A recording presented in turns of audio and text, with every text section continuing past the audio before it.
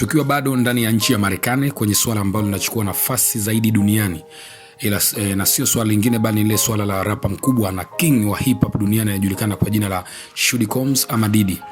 Bwana, kwenye swala zima la kesi ya Shudi Combs ama Diddy, kwa sasa hivi tunahamia kwenye upande wa mali zake. Hivi karibuni bwana, Shudi Combs ama Diddy ameuza jumba lake la kifahari ingali bado akiwa yuko gerezani.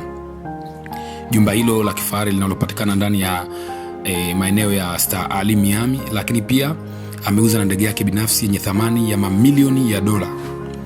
Kwa mujibu wa taarifa iliyotolewa na The Real Deal, ambayo inasema ya kwamba mali za Diddy zimeuzwa kwenye kampuni ya Newport News Virginia, ambayo kampuni hiyo inamilikiwa na John Franklin kwa thamani ya dola milioni 55, ambayo hii ni sawasawa na bilioni 145 Tanzania shilling.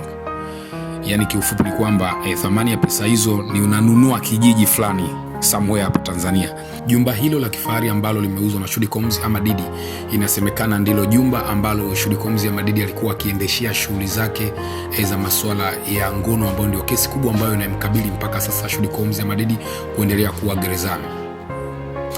Bwana, hiyo ndio habari ambayo ina trend kwa sasa hivi kwenye upande wa kesi ya bwana Shudi Combs ama Diddy. Nikukumbushe tu jambo moja, ndani ya mic si mwingine bali ni Chetu MC Master of Ceremony International. Lakini pia usahau kusubscribe, kulike na kucomment.